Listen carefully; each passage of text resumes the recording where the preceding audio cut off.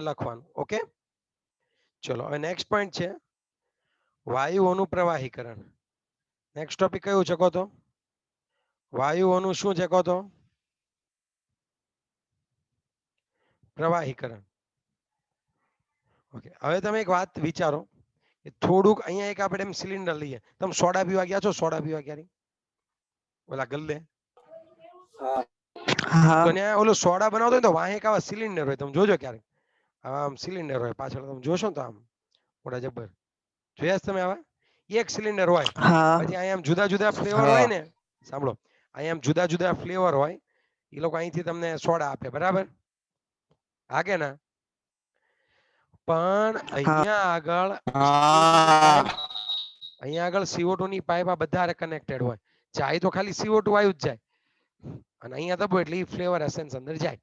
તો આ CO2 વાયુ છે, એ લોકો શું કરે, એક પેલું લે, સિલિન્ડર લે, અને એની અંદર એને ખૂબ દબાણ, ઊંચા દબાણે એને ભરી દે. તાપમાન થોડુંક નીચું રાખવાનું હોય.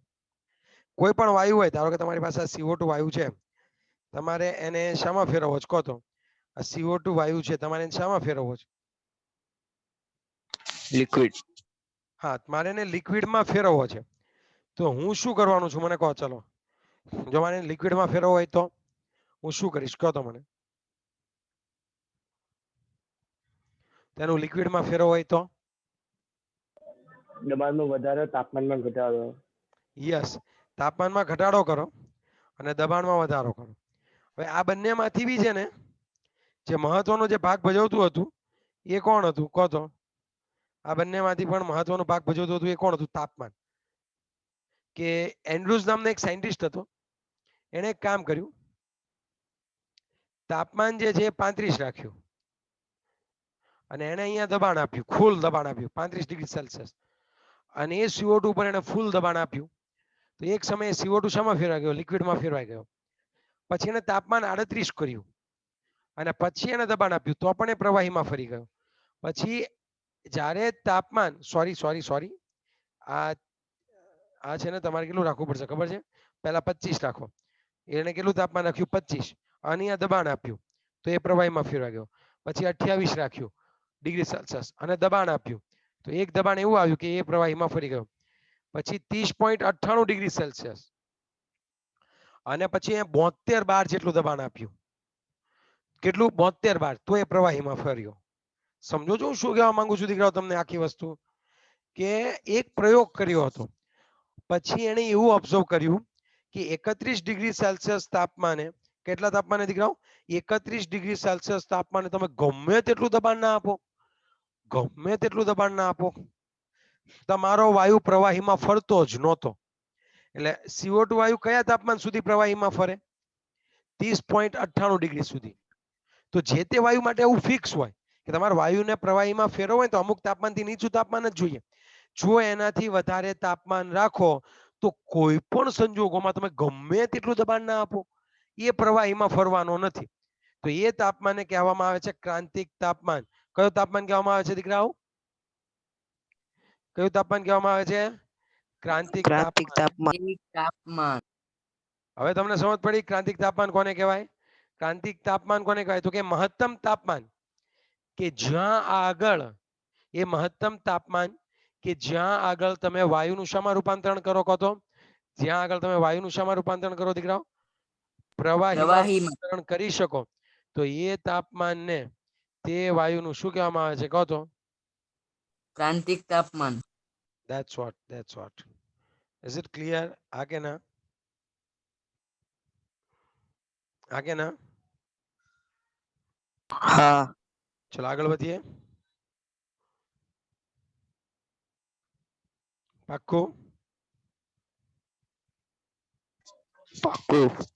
ઓકે, હવે તો ક્રાંતિક તાપમાનની વ્યાખ્યા.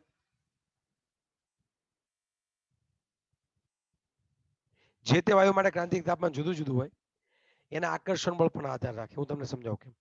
ક્રાંતિક તાપમાન કોને કહેવાય? જે મહત્તમ તાપમાને, જે મહત્તમ તાપમાન સુધી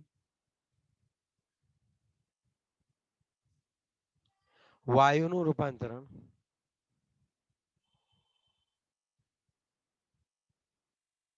પ્રવાહીમાં શક્ય બને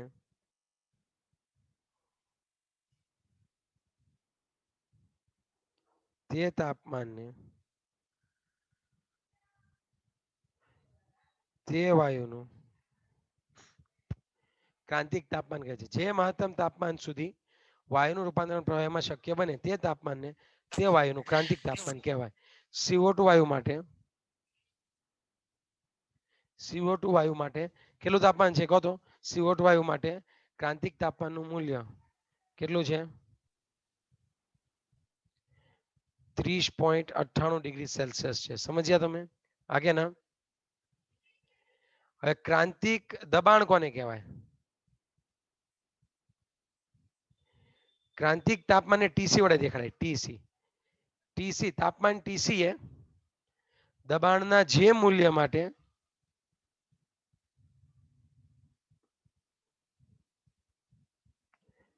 વાયુ પ્રવાહીમાં રૂપાંતરણ પામે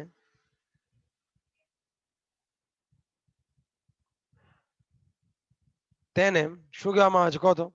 ટીસી એ દબાણના જે મૂલ્ય માટે વાયુ પ્રવાહીમાં રૂપાંતરણ પામે તેને ક્રાંતિક દબાણ કહે છે.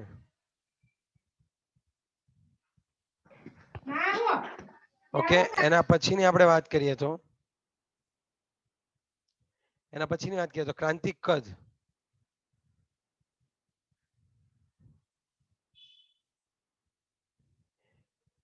એક મોલ વાયુ એ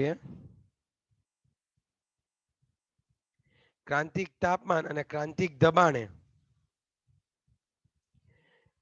રોકેલા કદને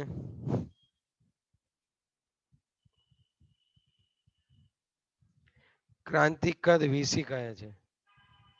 એને શું કહેવામાં આવે છે કહો તો? એને ક્રાંતિક કદ શું કહેવામાં આવે છે? વીસી કહેવામાં આવે છે. યસ ઓર નો? આગે ના?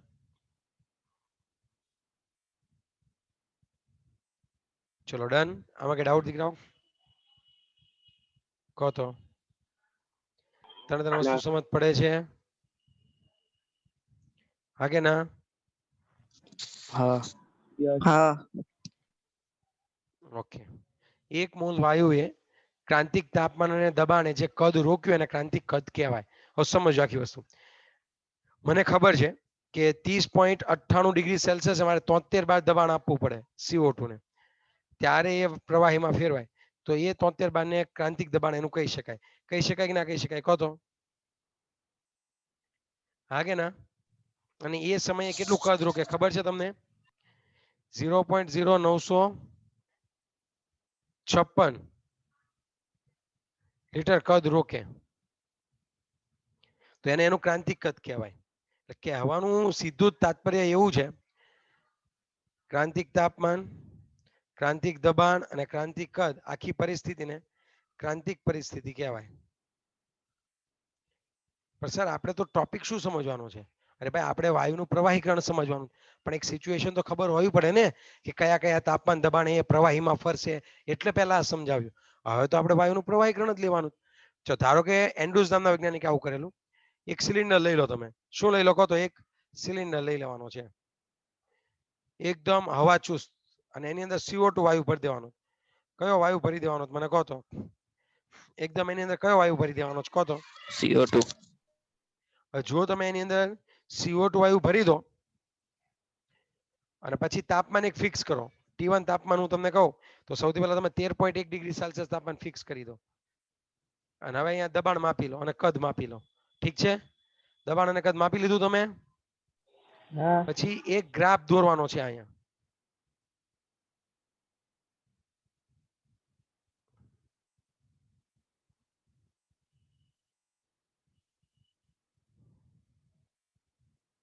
આ દબાણ વિરુદ્ધ કોનો ગ્રાફ દોરવાનો છે મને કહો તો?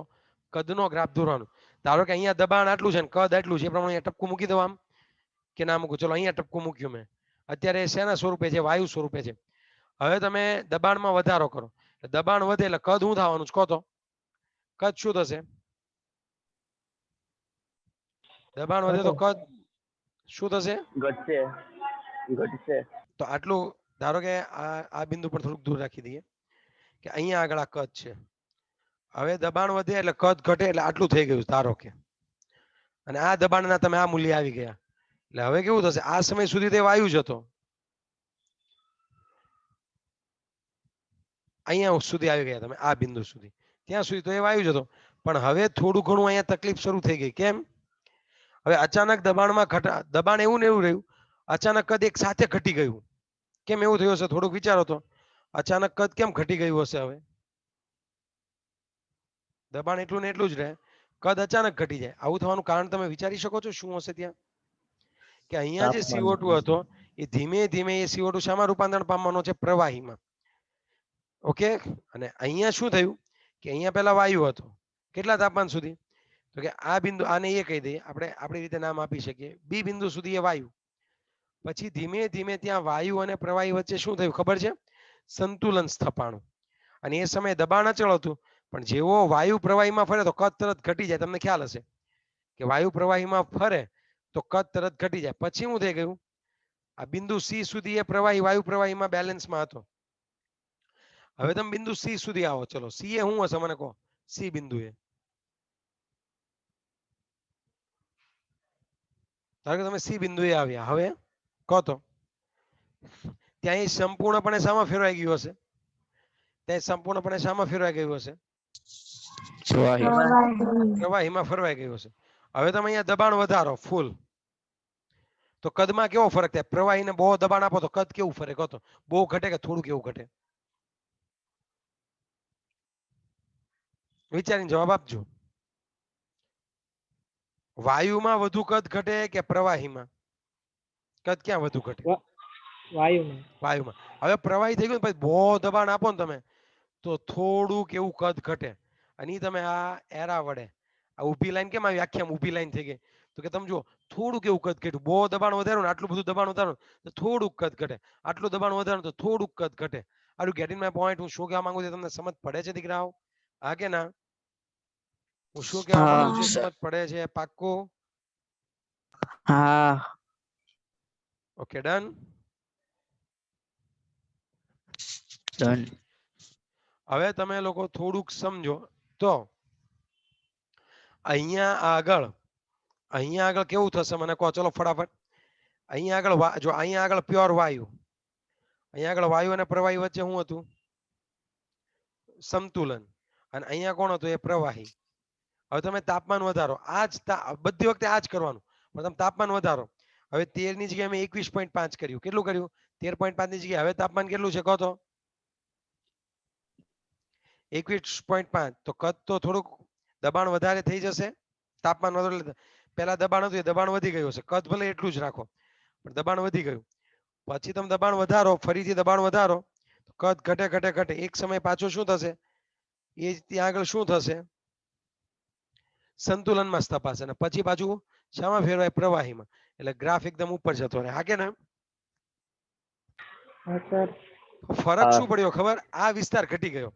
આ સીબી હતો અને અહીંયા આગળ આપણે પી ક્યુ આર એસ લઈએ, પી ક્યુ આર એસ લઈએ તો આ જુઓ તમે, આ જે સમક્ષિતિજ ભાગ છે, સંતુલન વાળો ભાગ, એ ઘટતો જાય. શું થતો જાય છે? ઘટતો જાય. અને પછી મેં તાપમાન અહીંયા કેટલું લીધું ખબર? 30.98 ડિગ્રી સેલ્સિયસ. તો 30.98 ડિગ્રી સેલ્સિયસ કેવું થયું એ સમજજો. કે અહીંયા આગળ ખાલી એક જ બિંદુ એવું આવ્યું, આ બિંદુએ. હવે આખો ભાગ ધીમે ધીમે ઘટતો ઘટતો ઉપર શું થઈ ગયો? આખો ભાગ ધીમે ધીમે ઘટતો ઘટતો ઉપર કયો આવી ગયો? બિંદુ સ્વરૂપે આવી ગયો. સમજ્યા તમે? હા કે ના? એટલે હવે શું થયું કે તમે તાપમાન વધારો છો એટલે આ એક બિંદુ એ વાયુ અને પ્રવાહીમાં સંમિશ્રણ હોય, સંતુલનમાં હોય, અને પછી તરત જ ચલો એ બિંદુ બી થોડુંક આઘું રહી ગયું, અહીંયા રાખું. આ એક જ બિંદુ એવું છે દીકરાઓ કે જ્યાં આગળ શું થવાનું છે કહો તો? કે પ્રવાહીમાં ફરે. પછી તો સીધું જ શામાં રૂપાંતરણ પામી જશે? પછી તો સીધું જ શામાં રૂપાંતરણ પામી જશે કહો તો? લિક્વિડમાં. એટલે આ જે છે વાયુ છે, આ બિંદુએ પ્રવાહીમાં રૂપાંતરણ પામ્યું, બહુ સારું કહેવાય. હવે તાપમાન હું 31 ડિગ્રી સેલ્સિયસ લઈ જાઉં છું. પછી મેં દબાણ આપવાનું સ્ટાર્ટ કર્યું. અરે ભાઈ, અમે ગમે તેટલું દબાણ ના આપ્યું, એ વાયુ એક બી વખત પ્રવાહીમાં ફેરવાનો જ નહીં. હવે વાયુનો વાયુ જ રહ્યો. તો મહત્તમ કયું તાપમાન હતું? 30.98 ડિગ્રી સેલ્સિયસ. એ તાપમાનને તમારે કયું તાપમાન કહેવામાં આવે છે મને કહો તો? એ તાપમાનને ક્રાંતિક તમારે કયું તાપમાન. તાપમાન કહેવામાં આવે છે ક્રાંતિક તાપમાન. ક્રાંતિક તાપમાન તરીકે ઓળખવામાં આવે છે. Is it clear? Yes or no? Yes, sir. Yes. હવે તમે સમજો, આ તાપમાનથી વધારે તાપમાન લઈને તમે ગમે એટલું દબાણ ના આપો, તમારો વાયુ ક્યારેય પ્રવાહીમાં રૂપાંતરણ પામવાનો નથી. અને હવે હું તમને આખો એરિયા બતાવું કે કયા એરિયામાં વાયુ હશે. તો સમજો, આ એરિયામાં વાયુ અને પ્રવાહી સમતુલનમાં હશે. સમજ્યા તમે?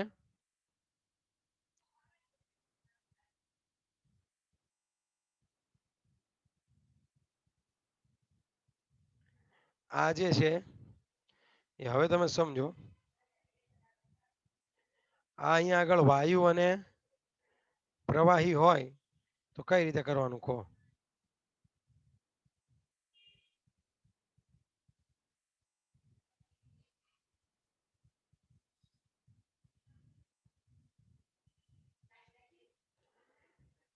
આ વાયુ અને પ્રવાહી અહીંયા સમતુલનમાં હોય, હા કે ના? Yes or no?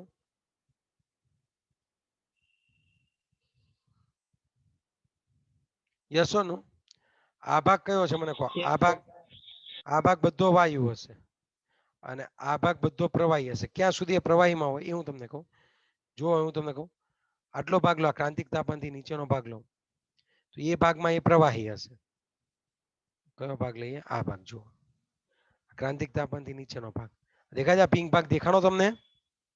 હા કે ના? हाँ हाँ ભાગમાં તમારો વાયુ કયા સ્વરૂપ, તમારો CO2 કયા સ્વરૂપે હશે કહો તો? प्रवाही स्वरूपे ઓકે. અને એનાથી હવે ક્રાંતિક તાપમાનથી બી ઊંચે જાઓ તમે, અને હવે તમે જ્યારે દોરો, ચલો હું બીજો કલર લઈ લઉં.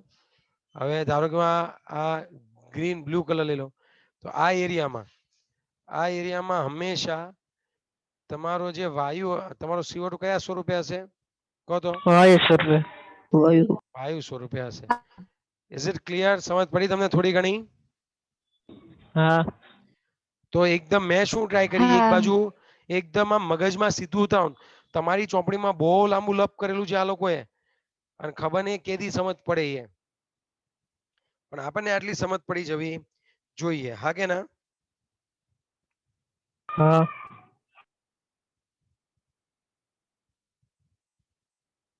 હવે સમજો. અને આ જે છે ને ક્રાંતિક તાપમાનથી નીચા તાપમાન, આ બાષ્પ કહેવાય. અને આપણે શું કહીશું? બાષ્પ. ક્રાંતિક તાપમાનથી નીચા તાપમાને જો તમારો વાયુ હોય તો એને આપણે શું કહીશું? કે પ્રવાહી અને વાયુ વચ્ચે સંતુલન, એને બાષ્પ કહેવાનું. શું કહેવાનું? બાષ્પ. ઓકે,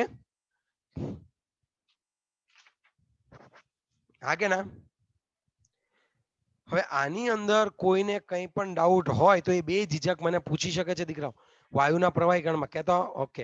અને જો તમારે સારો એવો ગ્રાફ જોઈતો હોય તો હું અહીંયા આગળ તમને બતાવી શકું છું. ઓકે, એની ઇમેજ જુઓ તમે, તમને તરત જ ખ્યાલ આવશે. આ ઇમેજ પકડો આપણે,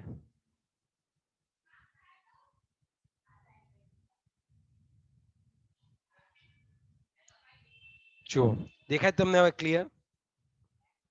થઈ ગયું ક્લિયર? Yes sir. આ બાજુ દબાણ વિરુદ્ધ કદનો આલેખ દોરવાનો. ઓકે,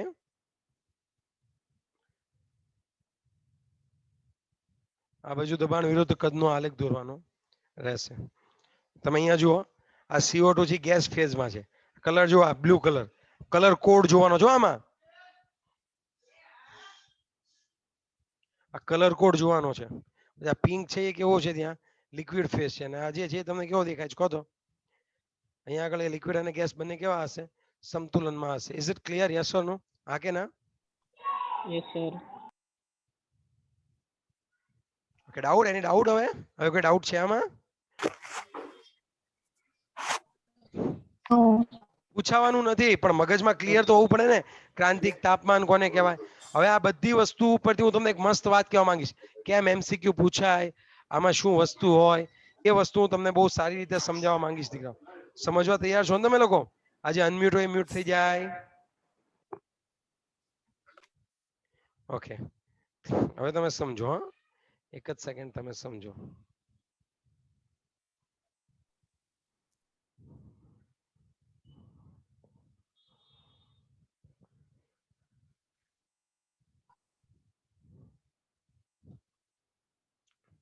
નેક્સ્ટ વર્ડ ખાસ સમજો તો તમે લોકો કે મારી પાસે બે વસ્તુ છે, એની અંદર કેવી રીતનું હોય એ સમજીએ તો એક CO2 એક બોક્સ લીધું મેં, એમાં બંને મિક્સ કરું છું, CO2 અને અમોનિયા. જે વસ્તુ આખું સમજવાની વસ્તુ જે છે એ હવે હું સમજાવવા જઈ રહ્યો છું કે આપણે બે વાયુઓ લેવાના છે, CO2 અને બીજા કયા વાયુઓ લઈશું કહો? CO2 અને બીજા કયા વાયુઓ લઈશું? અમોનિયા, હા કે ના? Yes or no? યસ. હવે તમે સમજો કે અહીંયા આગળ CO2 નું જે ક્રાંતિક તાપમાન છે એ 30.98 કેલ્વિન છે, 98 સેલ્સિયસ. એટલે કેટલા કેલ્વિન થાય અંદાજિત ખબર તમને? આપણે એવું લઈએ તો 300, તમારી ચોપડીમાં આપેલું છે 304.10 કેલ્વિન. અને જે અમોનિયા છે કોયડો 5.5 જોજો એમાં છે, અને જે કોયડો છે એનું જો ક્રાંતિક તાપમાન ગોખવાની જરૂર નથી. ઓકે, એ છે 405.5 કેલ્વિન. એટલે કેટલા થાય? -273 કહીને જવાબ આપો તો એટલે કેટલા ડિગ્રી થાય કહો તો? કેટલા ડિગ્રી સેલ્સિયસ થાય મને કહો તો?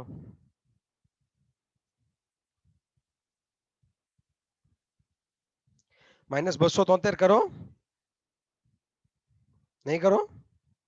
મારે કરવા પડશે. ચલો કેટલા? 400. જો આ કેવું ખરાબ લાગે કહો, તમે લોકો જવાબ ન આપો તો મારે આવું કરવું પડે. 405.5 માઇનસ 273.15 કિલો 132 જેવું થયું. 132 રાખીએ, બરાબર? શું રાખીએ આપણે? 132 ડિગ્રી સેલ્સિયસ રાખીએ. ઓકે, હવે ધારો કે અહીંયા તાપમાન 200 ડિગ્રી સેલ્સિયસ છે, આ પાત્રનું તાપમાન હું 200 ડિગ્રી સેલ્સિયસ રાખું તો કોનું પ્રવાહીકરણ થશે આ બંનેમાંથી કહો?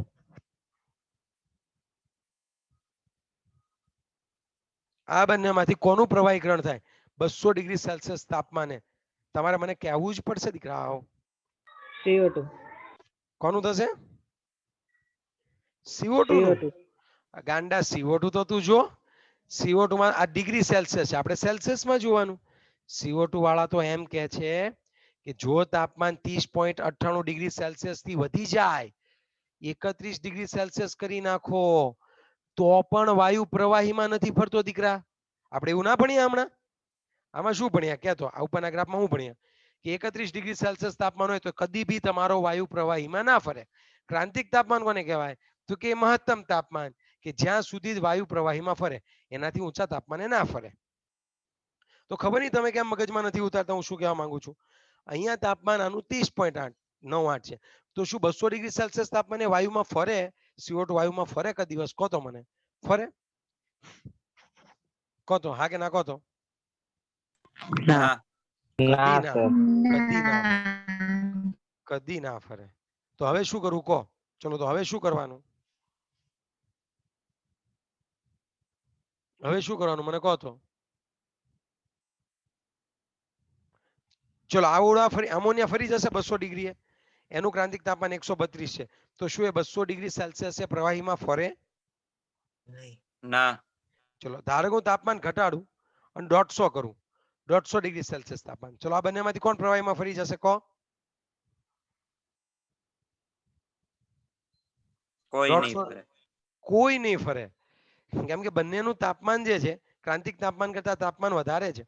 હું 140 ડિગ્રી સેલ્સિયસ, ચલો કોણ ફરે કહો તો? કોઈ પણ નહીં.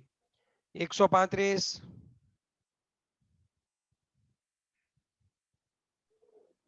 135, કોઈ નહીં ફરે. 130 ડિગ્રી સેલ્સિયસ. એમોનિયા. અમોનિયા વાયુ પ્રવાહીમાં ફરશે. હવે તમે સમજો, જેનું ક્રાંતિક તાપમાન વધારે હોય તેનું પ્રવાહીકરણ સરળતાથી થાય. ઓકે, તો એક નોંધ લખી નાખો, જેનું ક્રાંતિક તાપમાન વધારે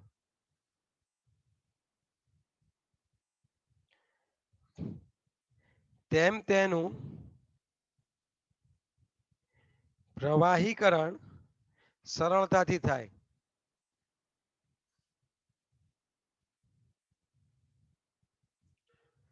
તથા તેમાં રહેલા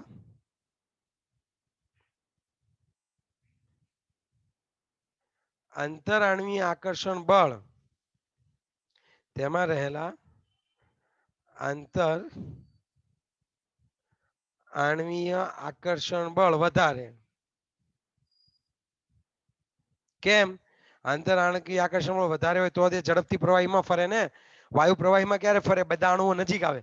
બધા અણુઓ ફટાફટ નજીક ક્યારે આવે? જ્યારે એમની વચ્ચે સારું એવું આકર્ષણ બળ હોય.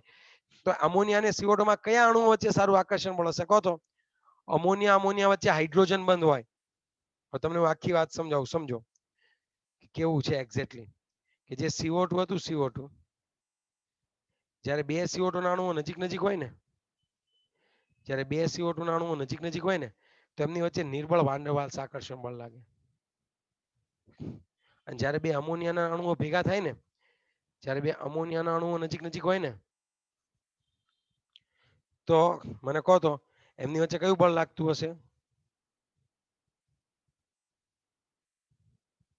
એમની વચ્ચે કયું બળ લાગતું હશે? હાઇડ્રોજન બળ. એટલે આમનું હાઇડ્રોજન. આકર્ષણ બળ વધારે. તો સમજો, ક્રાંતિક તાપમાન કોનું વધારે? ક્રાંતિક તાપમાન કોનું વધારે? અમોનિયાનું. સરળતાથી પ્રવાહીકરણ કોનું થાય? અમોનિયાનું. અને કોની વચ્ચે આકર્ષણ બળ વધુ હોય? અમોનિયાનું. તો એ નું મૂલ્ય વધારે. એ યાદ કરો, વાન ડેર વાલ્સમાં એ શું દેખાડે? વાન ડેર વાલ્સમાં એ શું દેખાડે? કહો તો. વાન ડેર વાલ્સ સમીકરણમાં એ શું દેખાડે? અણુઓ વચ્ચે આકર્ષણ બળનું માન. હા, તો એ શું દેખાડે ભાઈ? આકર્ષણ બળ.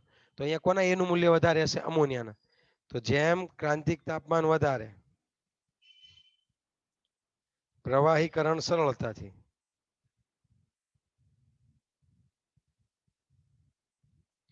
એનું મૂલ્ય વધારે, એટલે કે આંતરાણવીય આકર્ષણ બળ વધારે. એક જ દિશામાં યાદ રાખવાનું. બાકીની દિશાની શું લઈ શકાય? બાકીની દિશાની શું લઈ શકાય? કહો તો. પ્રવાહીકરણ સરળતાથી થાય જેમ ક્રાંતિક તાપમાન વધારે. સમજજો, જેમ ક્રાંતિક તાપમાન વધારે તેમ પ્રવાહીકરણ કેવું થશે? સરળતાથી થશે. અને જેમ પ્રવાહીકરણ સરળતાથી થાય એમ એની કિંમત વધારે, અને એમ આંતરાણવીય આકર્ષણ બળ વધારે હોય. Is it clear? Yes or no? Yes sir. Clear? હવે જુઓ, સ્વાધ્યાય કાઢો. સ્વાધ્યાયમાં છેલ્લું જુઓ. સ્વાધ્યાયમાં છે 5.23. એમાં એવું લખેલું છે કે વાન ડેર વાલ્સ પ્રાચલોની ભૌતિક સાર્થકતા સમજાવો. વાન ડેર વાલ્સ પ્રાચલોની ભૌતિક સાર્થકતા સમજાવો, એવું લખેલું છે. ઓકે, આગે ના. હા. એ અને બી તમે વિચારો તો એ અને બી શું દેખાડે છે? મને કહો તો. એ શું દેખાડે? અણુઓ વચ્ચે આકર્ષણ બળનું મૂલ્ય. અણુઓ વચ્ચે પ્રવર્તતા આકર્ષણ બળની માહિતી આપે છે. અને બીજું બતાવો તો બીજું કોણ છે? બી શું દેખાડે? એ કોના ઉપર આધાર રાખે? અણુના કદનું માપન. અણુઓના કદના માપન સાથે સંકળાયેલ છે. બરાબર ને? આ એની ભૌતિક સાર્થકતા કહેવાય. ચલો, ઇઝ ઇટ ક્લિયર? આગે ના. ચલો, એના પછી જુઓ તો 5.22 જુઓ સ્વાધ્યાયનું. તમારી પાસે બે તાપમાન છે. હવે સમજજો, CO2 નું ક્રાંતિક તાપમાન છે 31.1 ડિગ્રી સેલ્સિયસ અને મિથેનનું ક્રાંતિક તાપમાન છે -81.9 ડિગ્રી સેલ્સિયસ. તો આમાંના કોના આંતરાણુઓ બળો વધુ મજબૂત હશે અને શા માટે? ચલો, હવે તમે વિચારો, આ બંનેમાંથી કોના આંતરાણુય આકર્ષણ બળ વધારે હશે? વિચારીને કહેજો. કોણ સરળતાથી પ્રવાહીકરણ પામે છે? અહીંયા આગળ CO2. તો CO2 સરળતાથી પ્રવાહીકરણ પામે છે. સરળતાથી વહેલા પ્રવાહીકરણ પામે છે.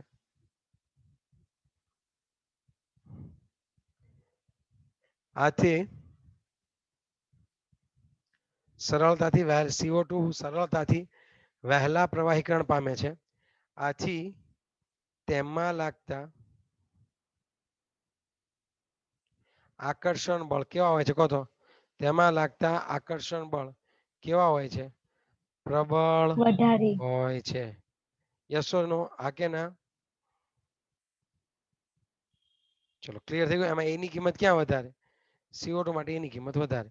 એમાં લાગતું આંતરઆણ્વીય આકર્ષણ બળ જે છે એ કેવું થશે? વધારે થશે. ચલો ક્લિયર? હા કે ના? હા થોડી ઘણી સમજ પડી તમને લોકોને આમાં આજના પ્રવાહીકરણ વાળામાં? MCQ કેમ પૂછાય એ ખબર પડી? સવાલ કેમ પૂછાય એ ખબર પડી? યસ હવે સમજો સ્વાધ્યાયનો 5.1 લો. સ્વાધ્યાયનો 5.21 ચાર્લ્સના નિયમમાં સમજાવો કે -273 ડિગ્રી સેલ્સિયસ થી નીચું તાપમાન શક્ય નથી.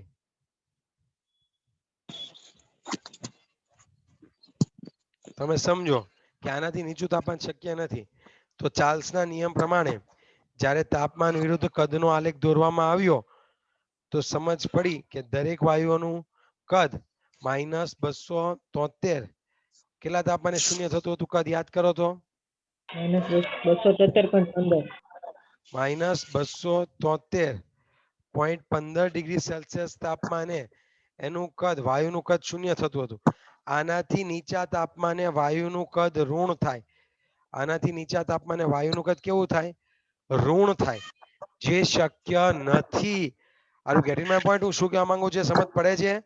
કે -273.15 થી નીચું તાપમાન શક્ય નથી. એ તાપમાને શામાં રૂપાંતરણ પામે છે મને કહો તો? તમારું કદ વાયુનું કદ માઇનસમાં જાય તો માઇનસમાં તો શક્ય નથી. એટલે કે સૌથી નાનું કદ સૌથી નીચું તાપમાન કયું આવશે? 5.21 આવશે. કયું આવશે મને કહો તો? કયું આવશે? 5.21 આવશે. હા કે ના? ચલો બીજા કોઈને કઈ ડાઉટ હોય તો કહો.